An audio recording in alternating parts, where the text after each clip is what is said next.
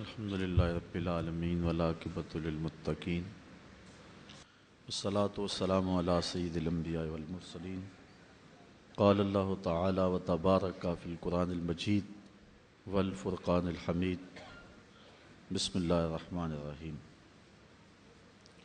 لکم دینکم ولی دین صدق اللہ مولانا العظیم وصدق رسولہ النبی الکریم الرؤوف الرحیم اللہم نور قلوبنا بالقرآن وزین اخلاقنا بالقرآن وادخلنا الجنت بالقرآن ونجنا من النار بالقرآن قال اللہ تعالی وتبارک فی شان حبیبہ مخبرا وآمرا ان اللہ وملائکتہ یصلون علی النبی یا ایہا الذین آمنوا صلوا علیہ وسلموا تسلیما والصلاة والسلام علیکہ یا رسول اللہ وعلا آلکہ واصحابکہ یا محبوب رب العالمین۔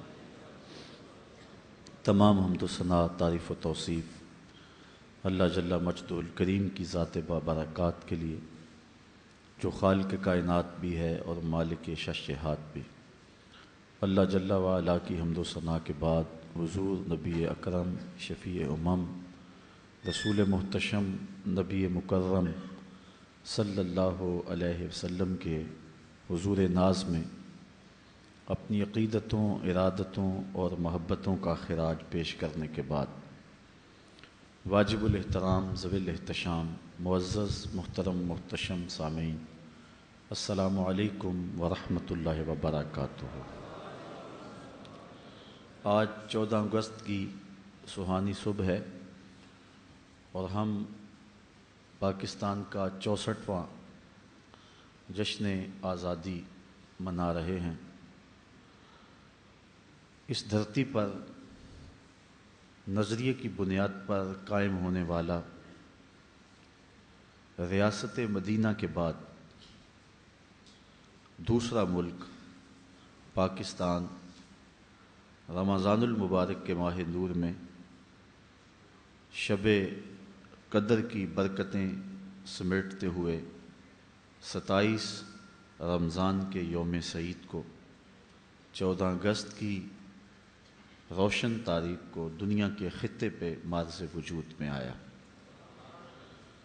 پاکستان دو قومی نظریے کی بنیاد پر حاصل کیا گیا تھا۔ دو قومی نظریہ یہ ہے کہ ہندو اور باقی جتنی بھی کفر کی قوتیں ہیں یہ ایک الگ قوم ہیں، اور حضور علیہ السلام کے غلام اہل ایمان یہ ایک الگ قوم ہے۔ اس بنیاد پر پاکستان کا مقدمہ لڑا گیا اور اللہ تعالیٰ جل شانہ نے ہمیں کامیابی عطا فرمائی۔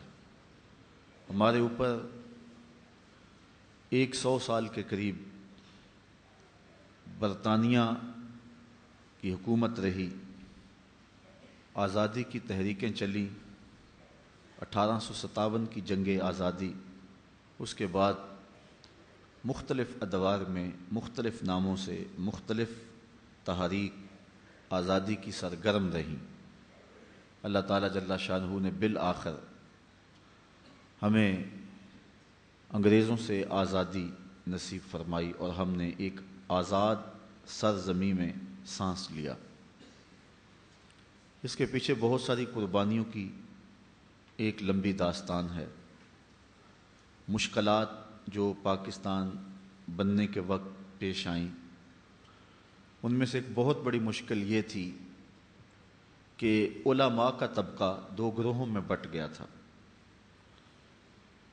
ایک طبقہ پاکستان کی حمایت میں تھا کہ ہم ہندو مسلم الگ الگ میں ہیں، دوسرے طبقے کا موقف یہ تھا کہ قومیت وطن سے معرض وجود میں آتی ہے، لہٰذا ہمارے آباء و اجداد ایک تھے، بعد میں مسلمان ہندو سکھ یہ تقسیمات ہوئیں، لہٰذا ہم ہندوستانی قوم ہیں۔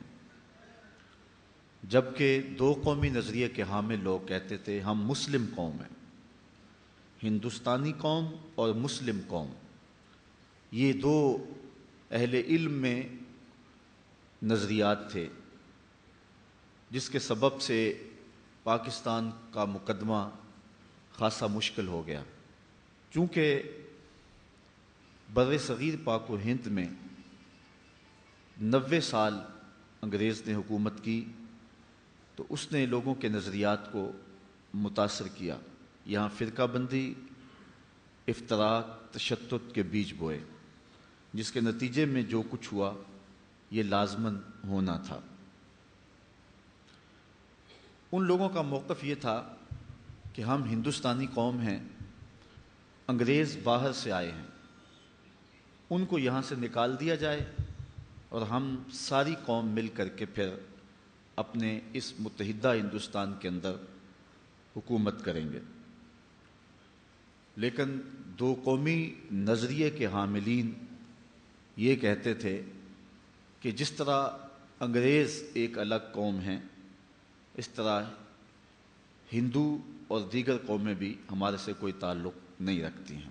آپ اگر تاریخ کا مطالعہ کریں تو پہلے قائد اعظم محمد علی جناح بھی ہندو مسلم اتحاد کے سفیر مانے جاتے تھے، ان کو تبدیل کیا ہے علامہ اقبال علیہ رحمہ نے۔ لیکن اگر آپ 1905 سے پہلے چلے جائیں تو علامہ اقبال کا نظریہ بھی یہی تھا، سارے جہاں سے اچھا ہندوستان ہمارا، ہم بلبلیں ہیں اس کی یہ گل سے تاں ہمارا، وہ یہ بات کہتے تھے۔ لیکن پھر اس کے بعد ان میں تبدیلی آئی اور انہوں نے اپنے انداز اور تیور کو بدلا، اور انہوں نے پہلے ترانہ ہندی میں کہا تھا جو آج انڈیا کا قومی ترانہ ہے، سارے جہاں سے اچھا ہندوستان ہمارا، تو اقبال نے پھر تیور بدلا اور پچھلے موقف سے رجوع کی اور پھر کہا چین و عرب ہمارا، ہندوستان ہمارا، مسلم ہے ہم، وطن ہے سارا جہاں ہمارا۔ یہ اقبال کے اندر تبدیلی آئی، انہوں نے پوری طرح سے حالات کا جائزہ لیا، بالخصوص حضرت شیخ مجدد الفسانی علیہ رحمہ کے مکتوبات کو پڑھا۔ سب سے پہلے بر صغیر پاک و ہند میں دو قومی نظریے کی بنیاد شیخ مجدد الفسانی علیہ رحمہ نے رکھی تھی، اور انہوں نے برملا کہا تھا بادشاہ بے دین است اعتبار ندارت، ملت ما جداگانہ است۔ تو اس بنیاد پر اقبال کھڑا ہوتا ہے اور پھر دو قومی نظریے کی ترویج اور اشاعت اپنا فریضہ سمجھتا ہے۔ اقبال کی پھر متعدد نظمیں ہیں جس میں انہوں نے دو قومی نظریے کو اجاگر کیا۔ اس دور میں اور ہے جام اور ہے جم اور، تہذیب کے آزر نے ترشوائے صنم اور، ان تازہ خداؤں میں بڑا سب سے وطن ہے، جو پیرہن اس کا ہے وہ مذہب کا کفن ہے، یہ بت کے تراشیدہ تہذیب نوی ہے، غارت گرے کاشانہ دین نبوی ہے، بازو تیرا توحید کی قوت سے قوی ہے، اسلام تیرا دیس ہے تو مصطفی بھی ہے۔ پھر لہجہ تبدیل ہو گیا، بلکہ اقبال کے جو اپنے قریبی دوست تھے انہوں نے کہا تجھے کیا ہو گیا، کل تو وطن ہندوستان کی محبت کے گیت گاتا تھا، آج تیرے لہجے میں تبدیلی آ گئی۔ تو انہوں نے جو کہا، اقبال نے نظم کیا کہ ہندی ہوئے پہ ناز جسے کل تک تھا حجازی بن بیٹھا۔ انہوں نے جو بات کہی، ہندی ہوئے پہ ناز جسے کل تک تھا حجازی بن بیٹھا، اپنی محفل کا ہے رند پرانا آج نمازی بن بیٹھا، اے مطرب تیرے ترانوں میں اب اگلی سی وہ بات نہیں، وہ تازگی تخیل نہیں، بے ساختگی جذبات نہیں، محمل میں چھپا ہے کیسے حزین، دیوانہ کوئی صحرا میں نہیں، پیغام جنوں جو لایا تھا اقبال وہ اب دنیا میں نہیں۔ کہا وہ اقبال فوت ہو چکا ہے، یہ نیا اقبال جنم پا چکا ہے جو دو قومی نظریے کی بات کرتا ہے۔ اور اقبال نے پھر اس پہ پیرا دیا، قائد اعظم کو اس حقیقت کی طرف بلایا، اور پھر انہوں نے بھی 2 مارچ 1945 میں پشاور میں ایک جلسہ عام میں خطاب کرتے ہوئے قائد اعظم محمد علی جناح نے فرمایا کہ جس طرح ہمارا انگریزوں سے کوئی تعلق نہیں، اسی طرح ہمارا ہندوؤں سے بھی کوئی تعلق نہیں ہے، اور یہ آپس میں متحد بھی ہو جائیں پھر بھی ہماری ان دونوں کے ساتھ جنگ رہے گی، اور ایک الگ مملکت اور الگ وطن کا مطالبہ کیا۔ منبر و محراب پر ایک بھونچال آ گیا، قائد اعظم کو کافر اعظم کہا گیا۔ بالکل آپ کے قرب میں پسرور میں ایک جلسہ ہوا، وہاں کہا گیا کہ پاکستان کیا پاکستان کی پے بھی نہیں بنے گی، بلکہ قائد اعظم کا نام چونکہ محمد علی ہے، ان کی بہن کا نام فاطمہ ہے، تو کہا گیا کہ یہ شیعہ ہے۔ تو قائد اعظم محمد علی جناح کو کسی نے کہا کہ وہ کہتے ہیں کہ یہ شیعہ ہے، تو قائد اعظم نے مسکراتے ہوئے کہا چلو گاندھی کو ووٹ دے دے، وہ تو سنی ہے۔ تو اس طرح آپ نے ان کی ان باتوں کا رد کیا۔ مسجد خیر الدین کے ممبر پہ گاندھی کو بٹھایا گیا، یہ ہماری تاریخ کا المیہ ہے، اور جو ہے وہ بہت کچھ ہوا۔ علامہ اقبال 1938 میں زندگی اور موت کی کشمکش میں تھے، لیکن انہوں نے اس نظریے کی تبلیغ اس وقت بھی نہیں چھوڑا۔ حسین احمد مدنی ٹانڈوی کے نام آپ کے جو مکتوب ہیں اور جو آپ کا مکالمہ اور مناظرہ ہوا ہے وہ تاریخ کے اوراق میں موجود ہے۔ جب اس نے یہ فتویٰ دیا کہ ملتیں اوطان سے بنتی ہیں، وطن خمیر ہے قومیت کی، جو جواب دیا تھا وہ کلیات اقبال میں موجود ہے۔ عجم ہنوز نہ دانت رموز دی ورنہ، ز دیوبند حسین احمد اینچے بلعجا بیست، سرود بر سر ممبر کے ملت از وطن است، چے بے خبر ز مقام محمد یارا بیست، بمصطفیٰ برساں خیشرا کے دیں ہما اوست، اگر باؤ نہ رسیدی تمام بولہ بیست۔ اقبال نے کہا تھا کہ میں تو سمجھا تھا کہ یہ قرآن و حدیث پڑھنے اور پڑھانے والے دین کے مزاج سے آشنا ہوں گے، لیکن یہ جو دیوبند سے فتویٰ داغا گیا ہے کہ ملتیں اوطان سے بنتی ہیں، اس سے سمجھ آ گئی کہ ان لوگوں کو ابھی حضور کے مقام سے خبر ہی نہیں ہوئی ہے۔ اور پھر اقبال نے جو دلیل دی دیکھیے کتنی خوبصورت ہے۔ اقبال کہتا ہے کہ ملتیں اوطان سے بنتی ہوتی، وطن کی مٹی سے ملتیں مارز وجود میں آتی ہوتی، تو اقبال کہتا ہے کہ پھر ابو لہب سے کیا اختلاف تھا، وہ تو رشتے میں سکا چچا لگتا تھا، وطن بھی وہی تھا، دیس بھی وہی تھا، مٹی بھی وہی تھی، آب و ہوا بھی وہی تھی، ابو جہل سے کیا اختلاف تھا۔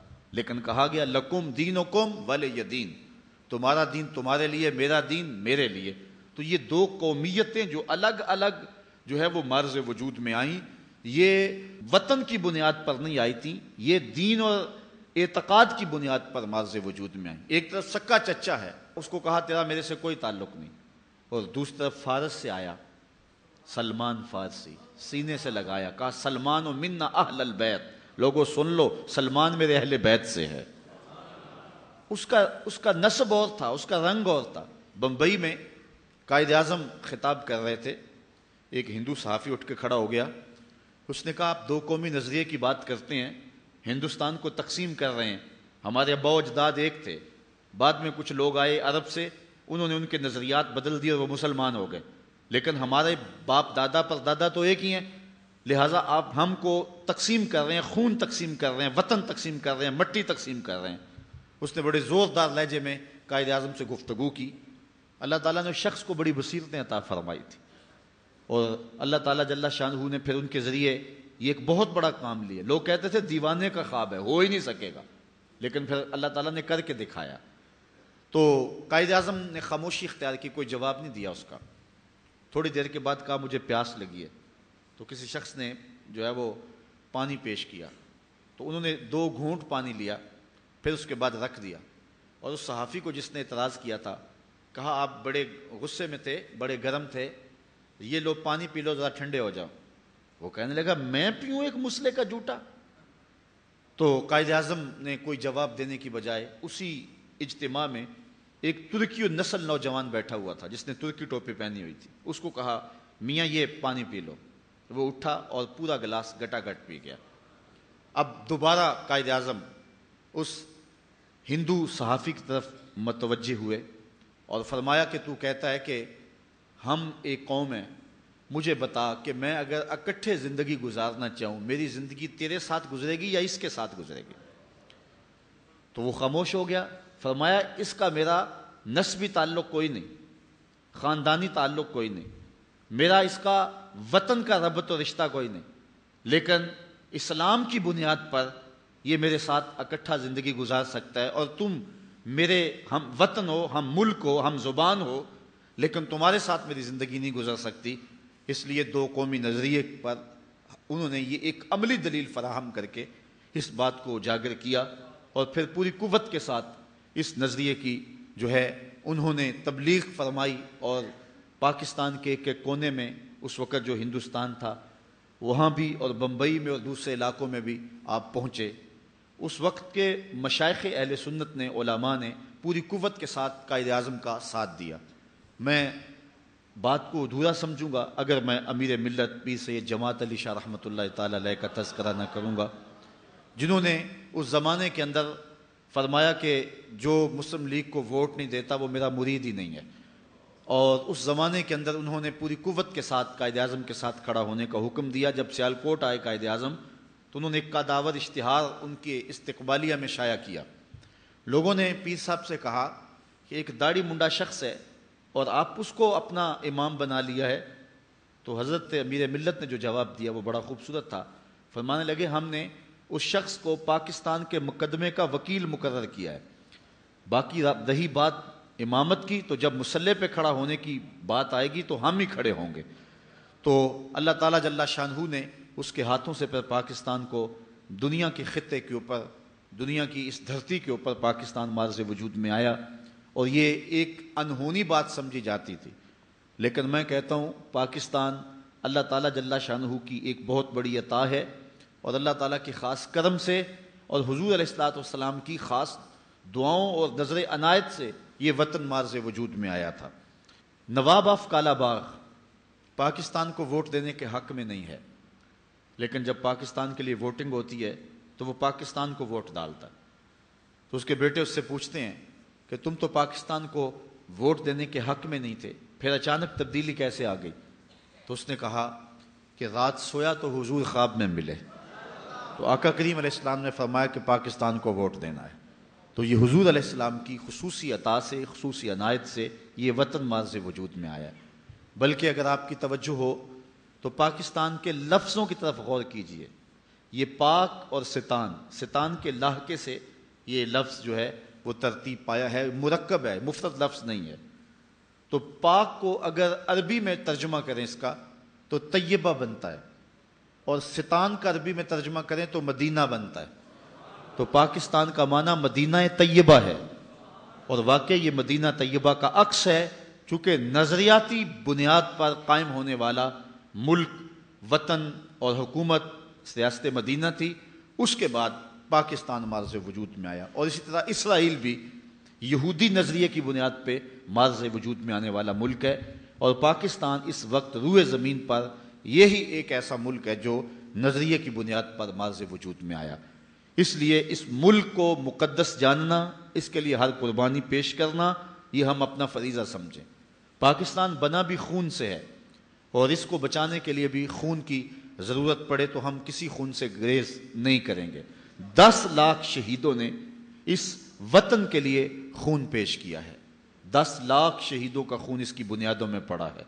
میں اس شخص کو کبھی بھول نہیں سکتا جس نے خود مجھے یہ کہانی سنائی، آج بھی زندہ ہے، گو بڑھاپے کی اس عمر میں ہے کہ اب آنا جانا معطل ہو گیا ہے۔ اس نے کہا کہ ہم جب پاکستان کے لیے سفر کر رہے تھے، راستے میں سکھوں نے یلغار کی، اور ہمارا مختصر سا قافلہ تھا، کماد کے کھیت میں چھپ گیا۔ باہر سکھ بو سونگ رہے تھے کہ شاید یہاں کوئی چھپا نہ ہو۔ ہم نے اپنے دم جو ہیں وہ دبائے ہوئے تھے۔ ایک چھوٹا سا بچہ تھا جو کماد کے اس کھیت میں گرمی کی شدت کی وجہ سے روتا تھا، تو سارے لوگ اس کی ماں کو گھورتے تھے، تو اس کی ماں نے اپنے ہاتھوں سے اپنے بیٹے کا گلا دبا دیا۔ یہ کوئی تماشا نہیں ہے، پاکستان کتنے لوگوں کے خون پر مارز وجود میں آیا۔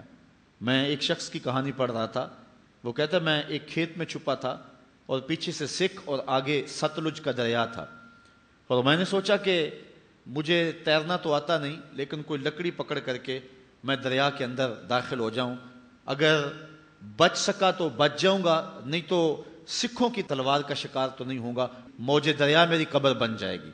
وہ کہتا ہے کہ جب میں دریا میں ایک لکڑی لے کر چھلانگ لگائی تو میں نے دیکھا کہ بہت سارے لوگ جو ہیں وہ دریا میں تھے، اور میں نے کہا شاید یہ بھی چھلانگیں لگا کے تیر رہے ہیں، لیکن جب میں نے دیکھا تو سارا دریا لاشوں سے بھرا ہوا تھا۔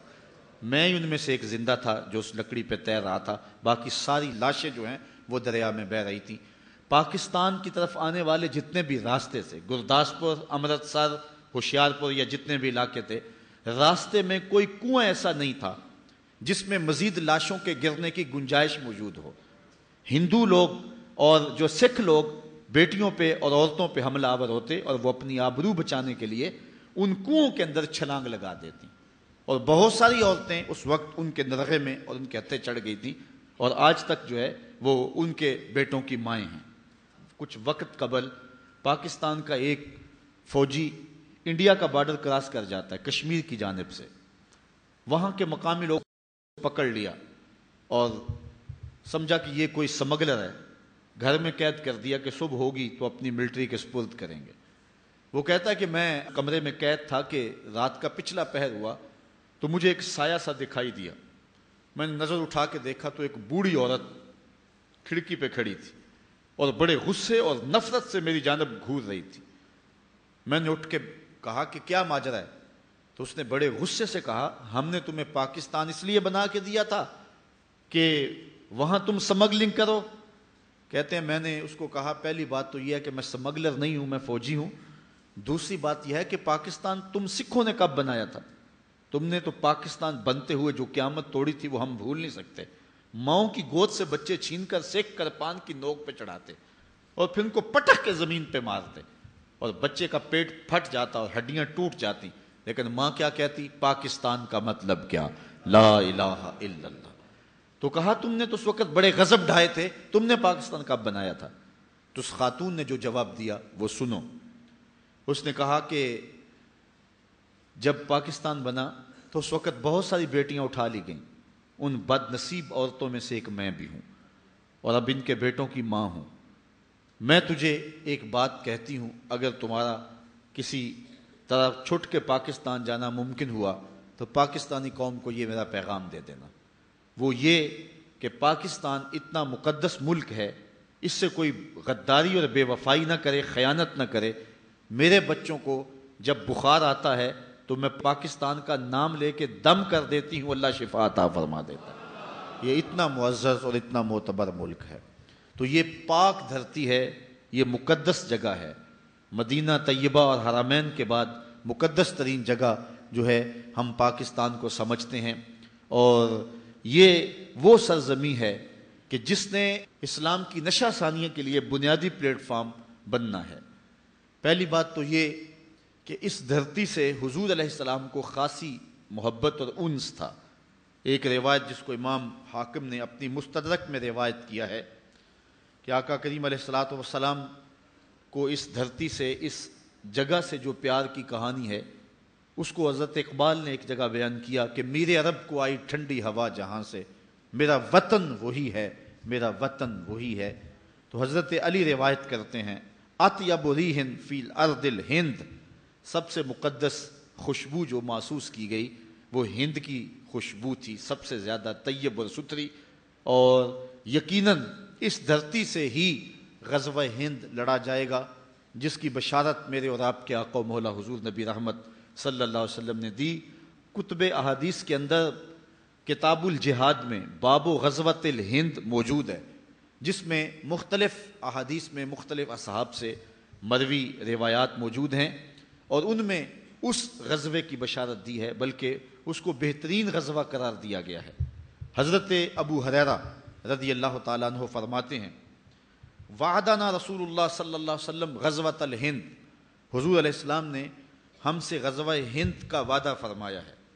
اور اب حضرت ابو ہریرہ کے اپنے لفظ سنیے، فَإِنْ أَدْرَكْتُهَا أُنْفِقُ فِيهَا نَفْسِي وَمَالِي، کہا اگر میں اس غزوے کو پالوں تو میں اپنا سارا مال اور جان قربان کر دوں، اور اگر وَإِنْ قُتِلْتُ كُنْتُ أَفْضَلَ الشُّهَدَاء، اور اگر میں شہید کر دیا جاؤں تو پھر میں افضل الشہداء کہلاؤں۔ یہ حضرت ابو ہریرہ رضی اللہ تعالیٰ عنہ کی آرزو ہے۔ اور دوسری روایت حضرت صوبان مولا رسول اللہ صلی اللہ علیہ وسلم، حضور کے غلام حضرت صوبان سے مروی ہے، قال قال رسول اللہ صلی اللہ علیہ وسلم، کہتے ہیں رسول کریم صلی اللہ علیہ وآلہ وسلم نے ارشاد فرمایا اصابتان من امتی احرزہم اللہ من النار، میری امت کے دو گروہ ہیں جن کو اللہ نے جہنم کی آگ سے آزاد کر دیا ہوا ہے۔ وہ دو گروہ کون کون سے ہیں؟ اصابت تغزو الہند وَإِصَابَةٌ تَكُونُ مَعَ عِیسیٰ ابْنِ مریم، کہا ایک وہ گروہ جو ہند میں غزوے میں شامل ہوگا، اور دوسرا وہ گروہ کے جو حضرت عیسیٰ علیہ السلام کے ساتھ دجال کے مقابلے میں لڑے گا۔ ان دو گروہوں کو اللہ نے جہنم کی آگ سے آزاد کر دیا ہوا ہے۔ میں فیصل آباد میں گفتگو کر رہا تھا تو مجھے ایک نوجوان نے کہا کہ یہ غزوہ کیسے ہوگا؟ غزوہ تو ہوتا جس میں حضور شریک ہوں، تو جس میں حضور شریک نہیں ہوتے تھے تو ان جنگوں کو سریہ کہا جاتا تھا، تو یہ غزوہ کیسا ہوگا جبکہ قرب قیامت میں ہوگا؟ تو میں نے کہا یہ غزوہ اس معنی میں ہوگا کہ حضور علیہ الصلوۃ والسلام کی روحانی تائید اور آقا کریم علیہ الصلوۃ والسلام کی روحانی شرکت اس غزوے میں ہوگی، اور حضور خود قیادت فرمائیں گے۔ اور آقا کریم علیہ الصلوۃ والسلام نے اس وطن کے ساتھ اپنی محبتوں کو، اپنے پیار کو کئی مواقع پہ ظاہر فرمایا ہے۔ جن دنوں کے اندر 65 کی جنگ لڑی گئی ہے، کچھ لوگ جو مدینہ المنورہ میں حضور کے روضے کے آس پاس جھاڑو دیتے ہیں، انہوں نے باقاعدہ خواب دیکھے جو بعد میں بیان کیے اور پاکستان کے مختلف جرائد اور اخبارات میں چھپے کہ 5 لوگ مواجہ شریف سے روضہ انور سے نکل رہے ہیں اور جنگی لباس پہنا ہوا ہے۔ تو عرض کی گئی، انہوں نے کہا کہ حضور آپ اس وقت ہنگامی حالات میں کہاں جا رہے ہیں؟ تو ارشاد فرمایا کہ پاکستان پر انڈیا نے حملہ کر دیا، میں مدد کے لیے جا رہا ہوں۔ اور پھر یہ بات پاکستان کی عسکری تاریخ کا عجوبہ ہے کہ صرف 30 سیکنڈ کے اندر، آدھے منٹ کے اندر 65 میں ہم نے انڈیا کے 3 جہاز گرائے تھے۔ صرف 30 سیکنڈ کے اندر 3 جہاز مار گرائے تھے۔ کیا یہ ہماری توپوں کا کمال تھا یا محمد عربی کی نگاہوں کا کمال تھا؟ اس لیے میں کہتا ہوں کہ پاکستان جو ہے یہ مٹنے کے لیے معرض وجود میں نہیں آیا، حضور کی نگاہ فیض سے قیامت تک قائم رہنے کے لیے معرض وجود میں آیا۔ پاکستان ابھی دودھ پیتا بچہ تھا کہ انڈیا نے سازشیں شروع کر دیں، لیکن اتنا طویل عرصہ ہو گیا، آج ہم 64واں آزادی کا جشن منا رہے ہیں۔ گو اس وقت پاکستان جس حالت میں ہے یہ پریشان کن حالات ہے، لیکن پھر بھی اللہ کا کرم ہے کہ آزاد ہے۔ وہ کیا کسی نے کہا تھا کہ ہر چند بگولا مضطر ہے، ہر چند یہ خاک آباد سہی، ایک وجد تو ہے ایک رقص تو ہے، بے چین سہی برباد سہی۔ جو بھی ہیں ہم آزادی کی سانس تو لے رہے ہیں، لیکن اس وقت سے لے کر 64 سال ہوئے پاکستان کے خلاف داخلی اور خارجی سازشیں ہو رہی ہیں۔ عالمی غنڈے پاکستان کے وجود کو مٹانے کے لیے کوشاں ہیں، لیکن اللہ کے فضل سے دنیا کے خطے پہ آج بھی پاکستان موجود ہے۔ یوگوسلاویہ کی آپ پوزیشن دیکھیں، دنیا کی 5ویں بڑی آرمی تھی، لیکن جب عالمی طاقتوں نے اس کو برداشت نہ کیا تو 3 سال کے اندر اس کو ٹکڑوں میں بانٹ کے رکھ دیا۔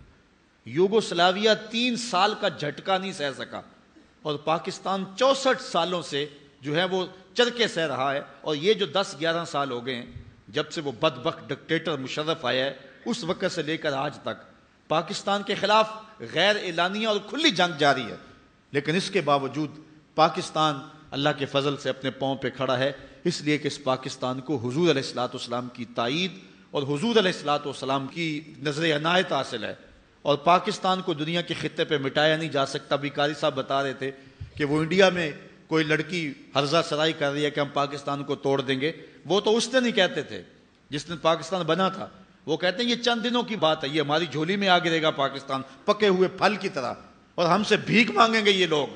لیکن 64 سال ہو گئے، ان کی آرزو نہیں پوری ہوئی۔ وہ آج بھی اکھنڈ بھارت کی بات کرتے ہیں، انہوں نے پاکستان کو قبول نہیں کیا ہے، اور آج بھی ان کے جو گماشتے ہیں اور ان کے جو پیروکار ہیں آج بھی وہ 2 قومی نظریے کی مخالفت کرتے ہیں۔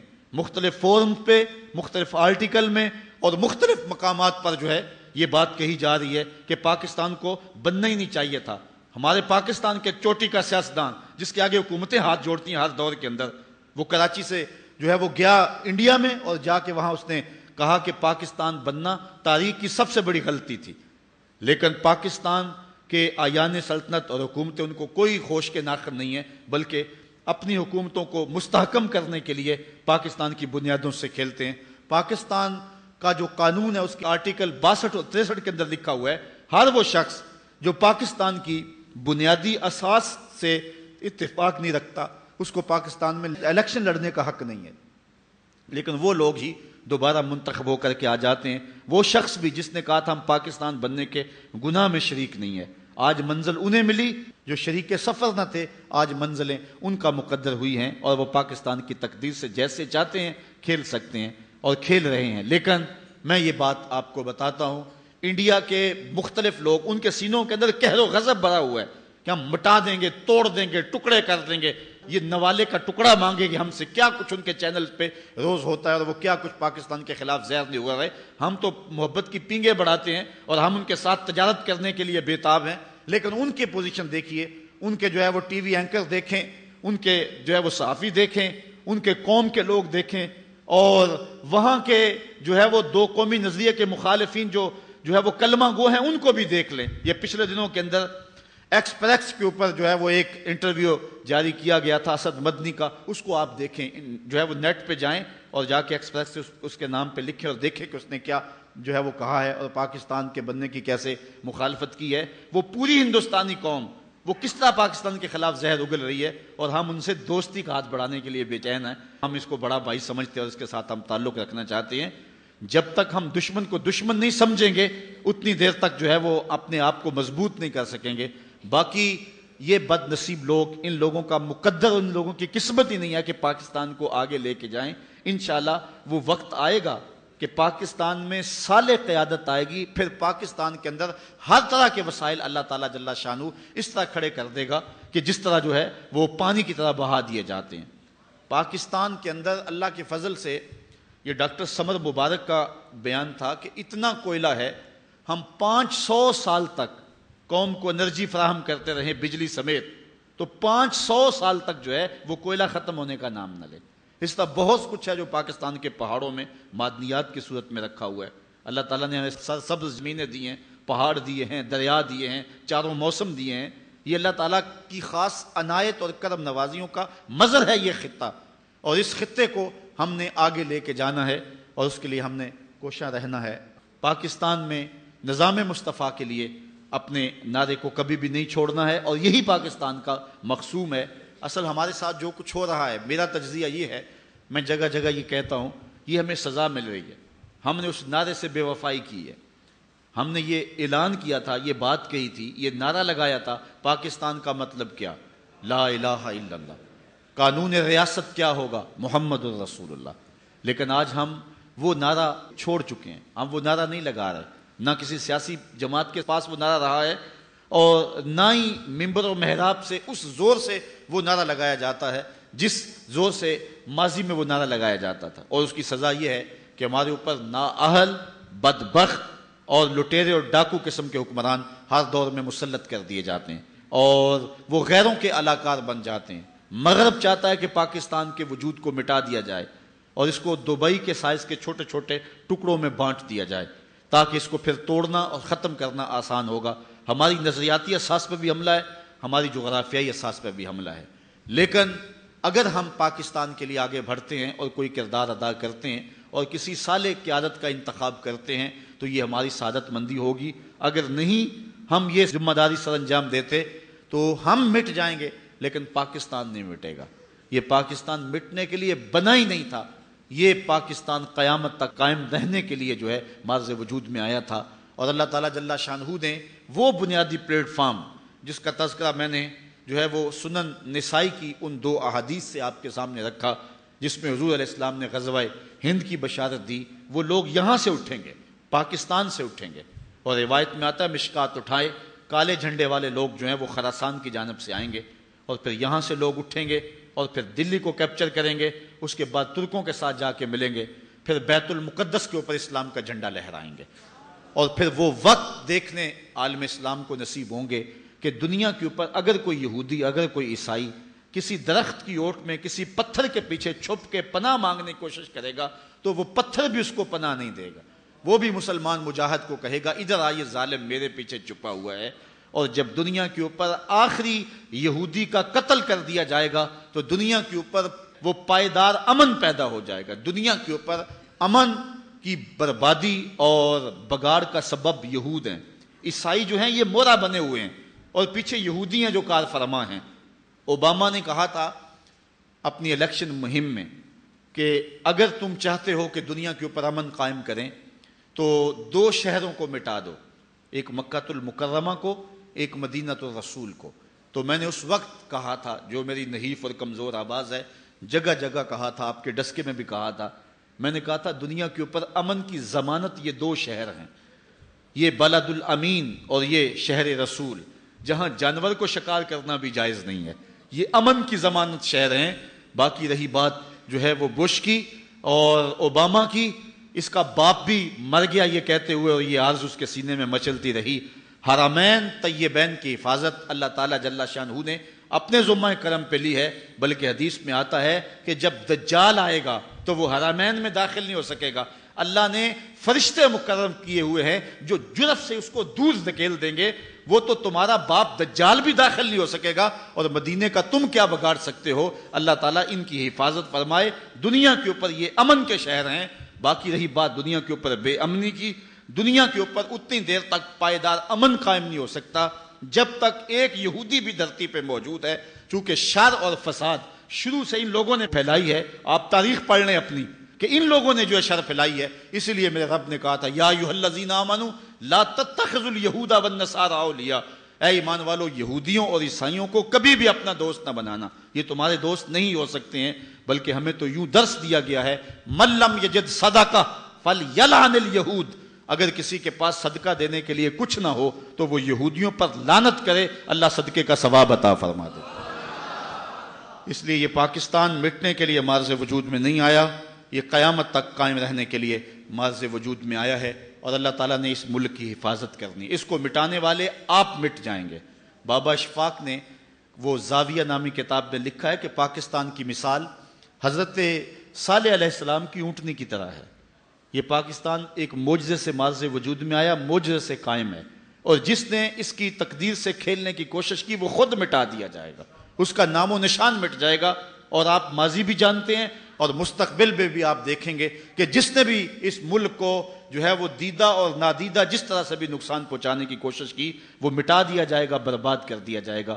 اور یہ وطن، یہ پاکستان، یہ ملک قیامت تک مارز وجود میں رہے گا. انڈیا کو بڑا شوق ہے کہ آج میری پشت کے اوپر امریکہ کا ہاتھ آ گیا ہے اور جو میں چاہوں کر لوں، وہ ہمیں آنکھیں دکھا رہا ہے. اور اس کی دوسری جو ہے وہ آشیروادی اور اس کی خوشی کا سبب یہ ہے کہ پاکستان کے اوپر جو تخت و تاج کے مالکان بیٹھے ہوئے ہیں وہ انتہائی بزدل اور کمزور ہیں. اور جو ہے وہ پاکستان کے اندر تیسرا دہشت گردی کا ایک جو نیٹ ورک را، موساد اور راما نے پھیلایا ہوا ہے، اس کی وجہ سے جو ہے وہ پاکستان کے اندر ایک شرانگیزی ہے، فرقہ واریت کی آگ جل رہی ہے. اس لیے یہ وہ آئیڈیل حالات سمجھتا ہے پاکستان کو جو ہے وہ مٹانے کے لیے. سب سے بڑا ڈر اس کو ہمارے ایٹم بم سے ہے. اور اللہ تعالیٰ نے ہمیں جو میزائل سسٹم دیا ہے، حضور علیہ السلام نے فرمایا تھا کہ جو ہے وہ تمہاری طاقت تیروں سے ہے، اور اس دور کے سب سے بڑے تیر جو ہیں وہ میزائل ہیں.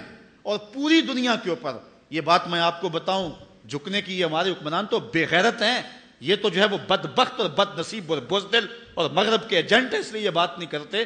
اللہ نے پاکستان کو جو میزائل سسٹم دیا ہوا ہے، یہ میں آپ کو بتاؤں، اللہ بھلا کرے ڈاکٹر قدیر کا، اللہ بھلا کرے ڈاکٹر سمر مبارک اور ان لوگوں کا جنہوں نے پاکستان کو مضبوط کیا. ان حالات کے اندر یہ کیوں پاکستان کے اوپر حملہ نہیں کرتے ہیں؟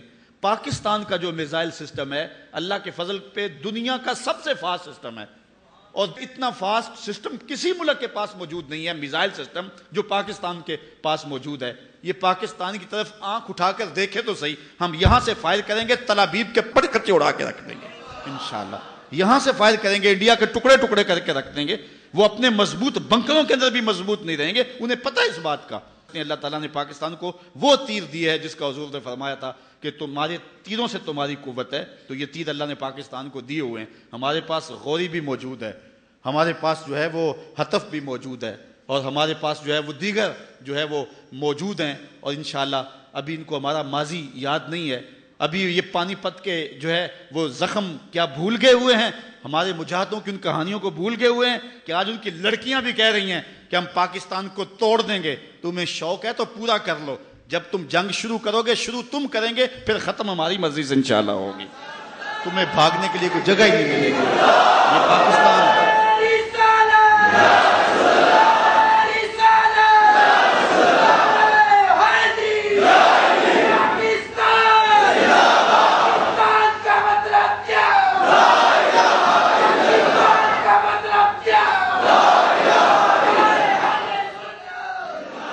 پاکستان اللہ کی نشانیوں میں سے ایک نشانی ہے. اس ملک کی قدر کرو، اس کی مٹی کو پاکیزہ جانو، اور اس ملک کے ساتھ جو ہے خیانت کا ارتکاب نہ کرنا. اور جو شخص اس ملک کے ساتھ خیانت کرے گا برباد کر دیا جائے گا. اللہ تعالیٰ جل شانہ میرے وطن کی حفاظت فرمائے، میرے ملک کے چپے چپے کو اپنی حفاظت اور اپنی امان میں رکھے، اور انشاءاللہ اللہ کے فضل سے یہ ملک خیر سے رہے گا۔ اللہ تعالیٰ نے ہمیں مضبوط آرمی عطا فرمائی ہوئی ہے، ہم ایٹمی صلاحیتوں سے مالا مال ہیں، ہمارے پاس جو ہے وہ جدید میزائل سسٹم موجود ہے، اور سب سے بڑھ کے بات اللہ تعالیٰ نے ہمیں حرارت جذبوں کی جو دی ہے یہ کسی قوم کے پاس نہیں ہے۔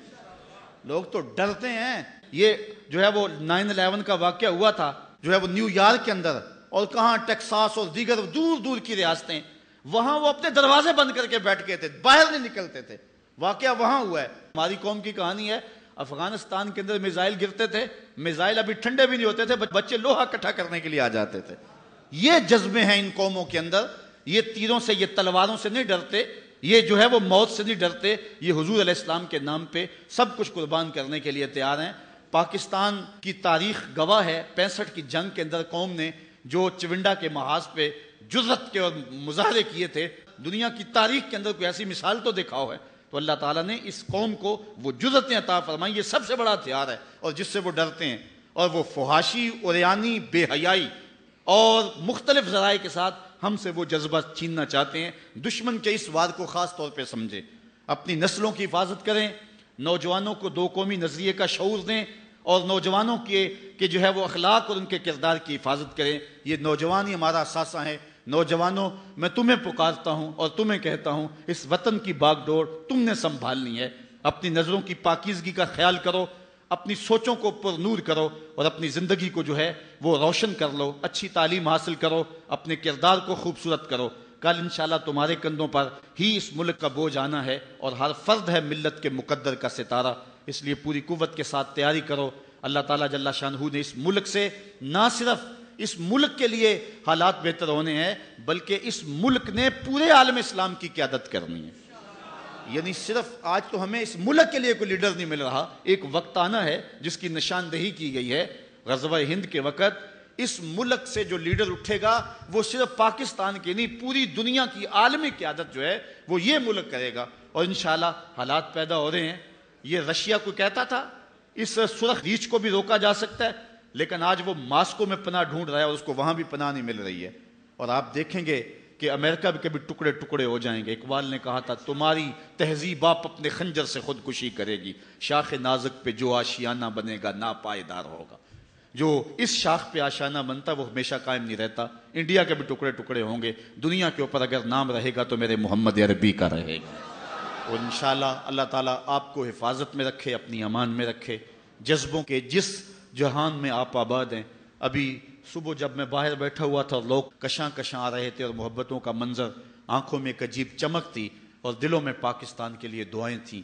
اور آج آپ جس جذبے کے ساتھ یہاں جلوہ فراز ہیں، ہماری منشا یہ تھی کہ الگ سے جلوس نکالنے کے لیے تو وقت درکار ہے، اور لوگوں کا اتنا زیادہ اکٹھا ہونا تھوڑا سا مشکل بھی ہے، مصروفیت کا چونکہ زمانہ ہے، تو یہاں اکٹھے تو ہوں گے، اور یہ شہر سے اس سمت ہے اور سب نے جانا ادھر ہی ہے، تو ہم جو ہے وہ اکٹھے چلیں گے، اور فوارہ چوک جسے میلاد چوک کے نام سے موسوم کیا گیا ہے، وہاں تک انشاءاللہ ہم پہنچیں گے، اور وہاں قبلہ محترم کا یہ سب دعا فرمائیں گے۔ یہ وطن تمہارا ہے، تم ہو پاس باعث کے، یہ وطن تمہارا ہے، تم ہو پاس باعث کے، یہ چمن تمہارا ہے، تم ہو نغمہ خاص کے، یہ چمن تمہارا ہے، تم ہو نغمہ خاص